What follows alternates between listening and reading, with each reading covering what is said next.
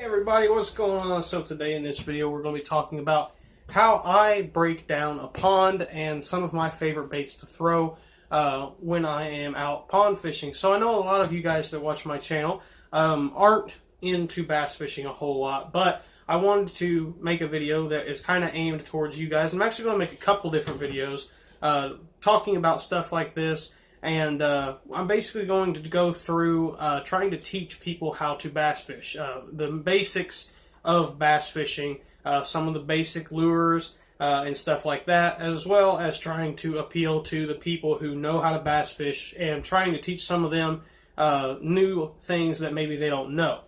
So up here on my table I have a bunch of soft plastic baits, and the reason why I have a bunch of soft plastic baits is number one, I like using soft plastic baits when I'm breaking down a pond more than other baits, and I'll get into that here in a little bit. I have three wire baits / jig baits. They're not really hard baits, but they're not really soft baits.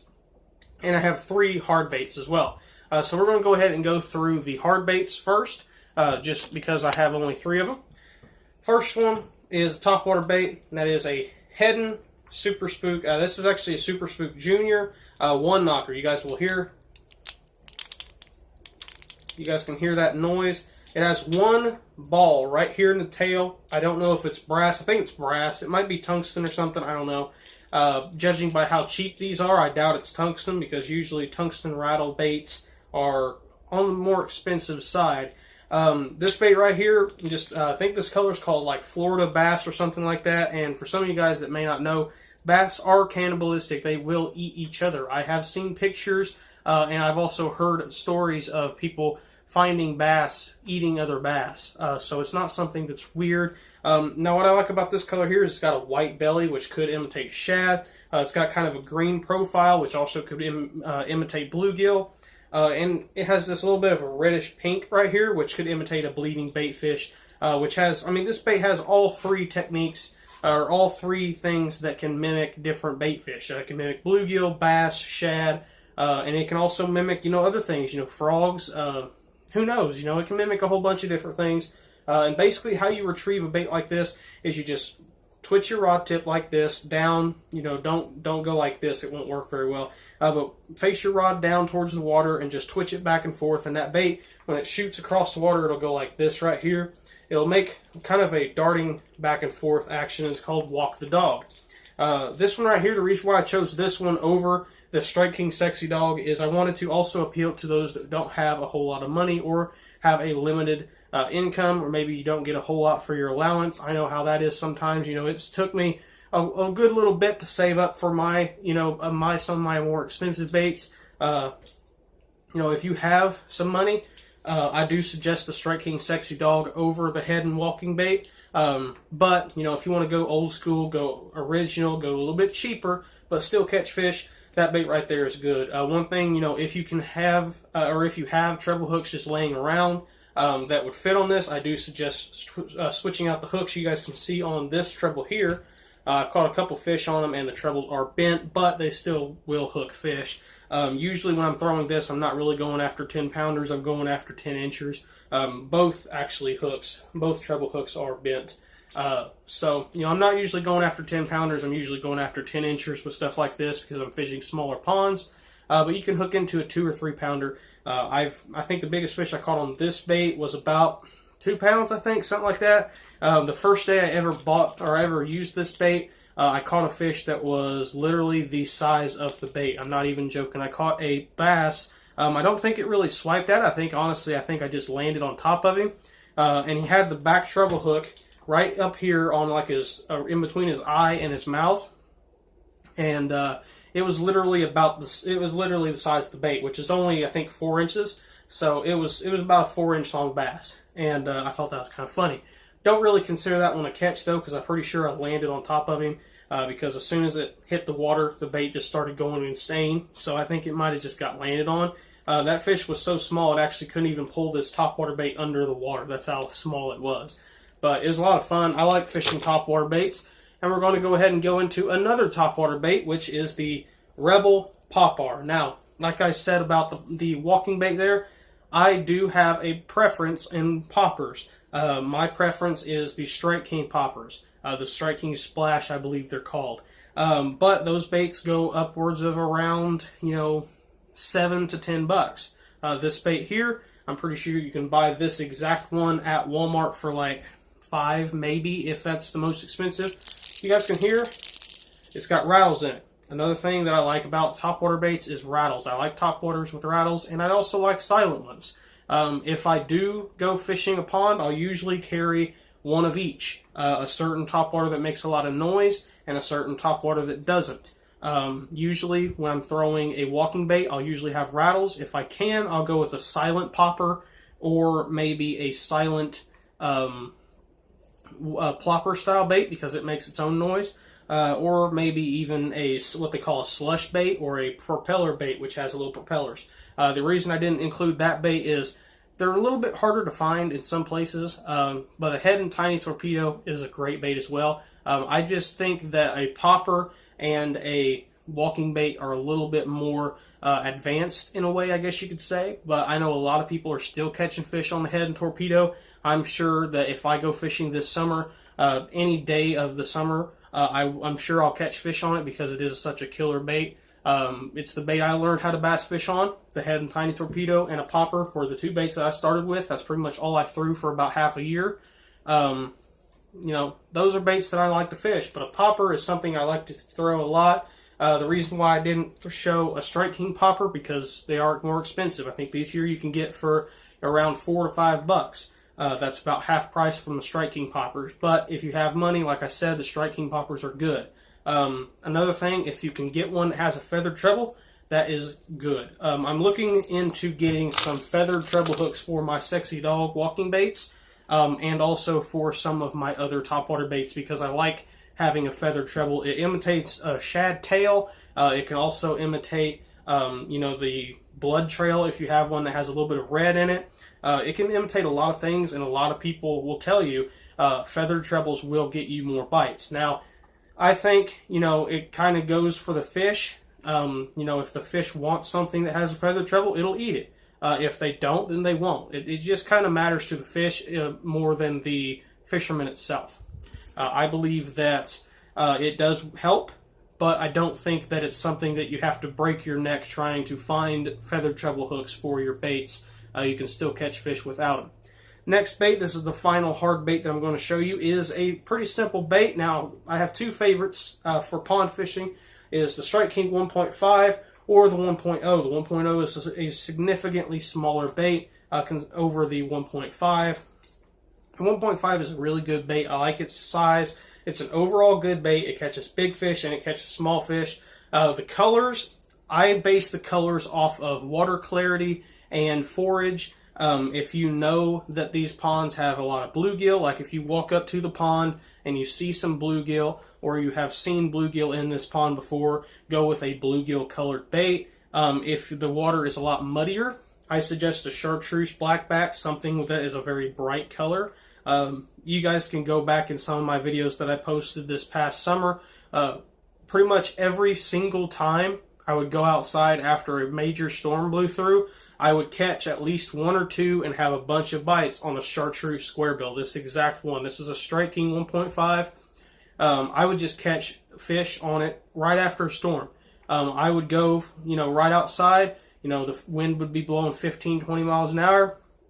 Cloudy, really overcast, muddy everywhere. Just a mess outside. And I'd make like 4 casts with a chartreuse blackback squarebill, and I'd catch fish. It's a killer bait. It's a really good bait for muddy water, stained muddy water. Overcast is a very big key with a squarebill, especially a bright color one like this. If it's a muddy water, cloudy day, go with a chartreuse squarebill. If you know there's shad in this body of water, like one of my favorite things to do is to go to places after a very harsh winter. After you know it's going to be unthawed and the water is going to push the dead shad up onto the bank, you can really get a feel for if there's shad in the water, because shad are such a delicate creature. If it gets too cold, they will die. And they will get blown up onto the banks. I've seen it a lot this past spring.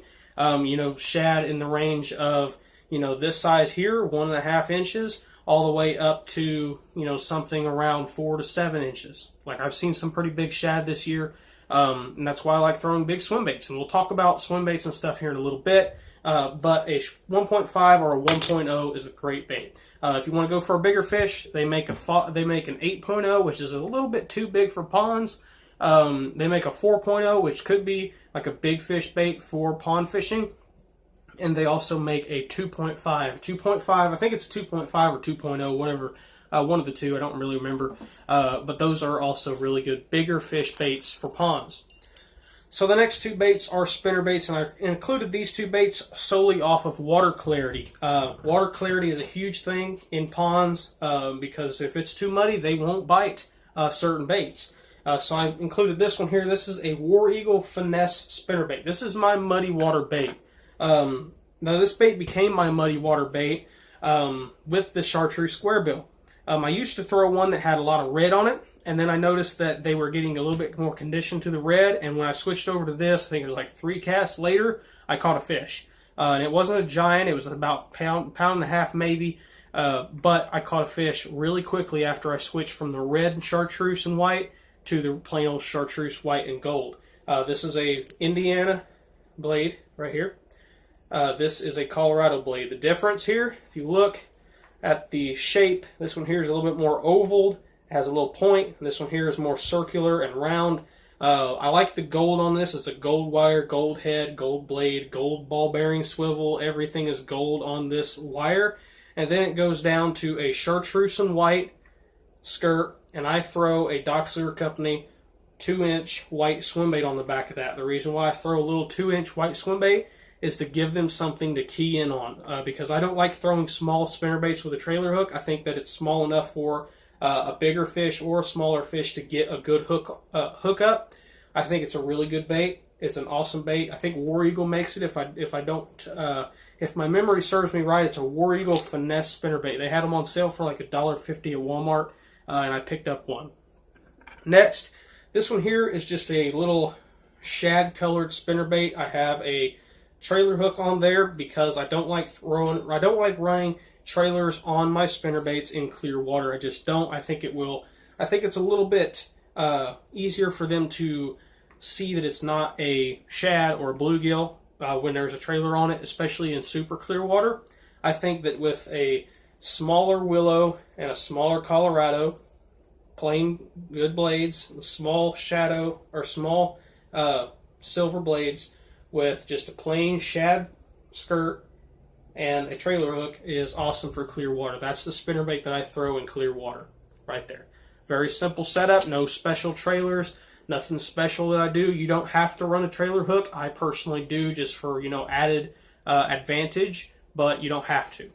Next thing is a bait that I talked about in my last video. I talked about that bait a lot. That was the main topic of that video, and that is a swim jig. So this one here is actually one of the ones I featured in my video last night. And this is a bluegill colored swim jig. The reason why I go with a bluegill colored swim jig most of the time in a pond is because they usually have bluegill in them over shad. Now every once in a while you'll find ponds that have shad. I have a couple ponds here close by me that have shad in them, but they also have a lot of bluegill and green sunfish hybrids and stuff like that. So I throw shad baits and I'll throw bluegill baits. But if you're trying to find a pond that has any bass in it at all, a bluegill bait is a lot better than a shad bait most of the time. This here has a Dox Lure Company mud crawler on the back. You guys can see that guy right there. There's a plain old Strike King Hack Attack heavy cover spinner bait. Hack Attack heavy cover swim jig. Sorry.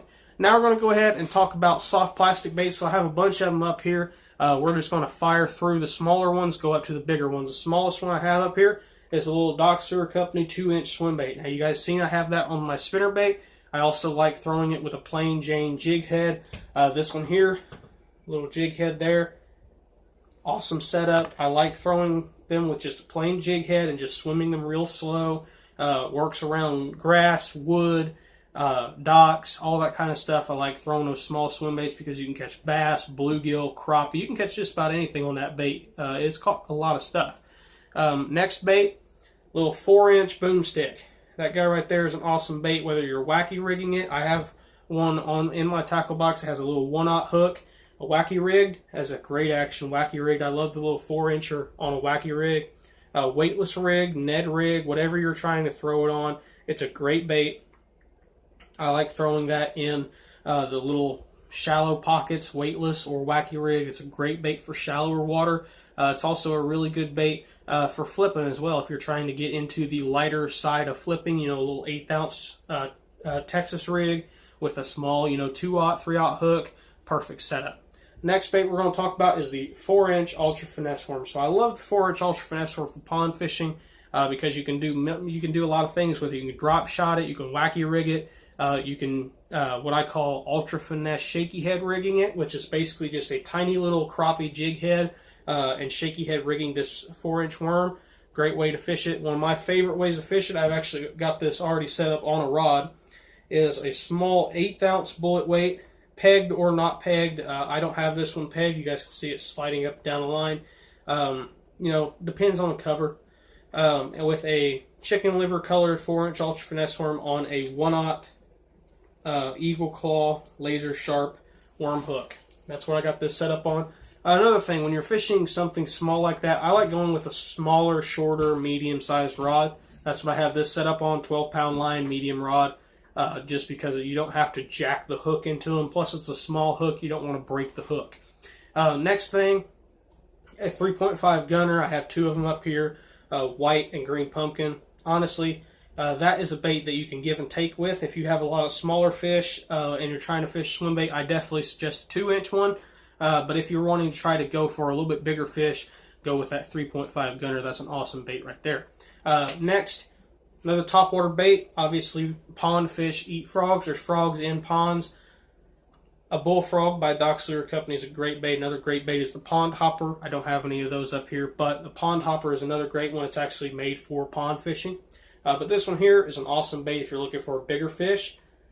Great bait right there in Green Pumpkin Magic. And then we have the 6-inch Doc's Lure Company Slammer Worm. Now, the 8-inch Slammer Worm done a number on the pond fish this past year. But I'm looking forward to throwing the 6-inch on a shaky head and on a big Texas rig. Looking forward to that guy. Another bait, this is a bait for the little bit bigger fish, and it's a little bit more for the more advanced fishermen.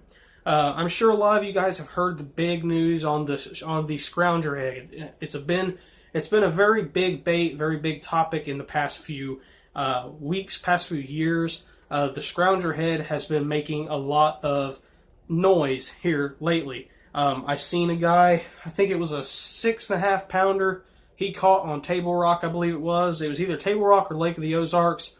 And I've also heard of people catching some 11 pounders here lately on a scrounger head on Chickamauga. So they're catching fish. And this bait right here, this was a bait that I was super excited about making because I thought it would be great on a scrounger head. And before the entire pond froze, like I'm talking, it's probably got a good couple inches of ice. Not going to go ice fishing because that's way too dangerous. But it's got a good bit of ice on it right now. Before it froze over, I put one of these on a scrounger head that I found in my tackle box. I threw it out there, and good Lord, the action. This thing has an insane action. This is a 6-inch Doc's Lure Company pintail shad. I am super duper excited about this. I really like this bait on a scrounger head, and a weightless rig, just twitching it back and forth is a great way as well. Another great way is to swim it. It has a really good action swimming it just on a weightless hook or on a jig head. This bait is awesome. I can't wait to throw it on a drop shot too. With that pintail, I think it's going to be a great drop shot bait. This color here is just plain old white. I'm really excited about it. I think it's going to be a killer bait. So, I hope you guys enjoyed this video. If you did, make sure you like, comment, and subscribe if you haven't already. Here pretty soon, I'm going to be doing some more videos on this topic, trying to teach some of those guys who may not go bass fishing a whole lot, or maybe you're trying to get into bass fishing a little bit more this year. I'm going to be doing videos on how I break down a pond and all that kind of stuff. So, look forward to that. I hope you guys liked this video. If you did, once again, like the comment, share, and comment down below. Bye.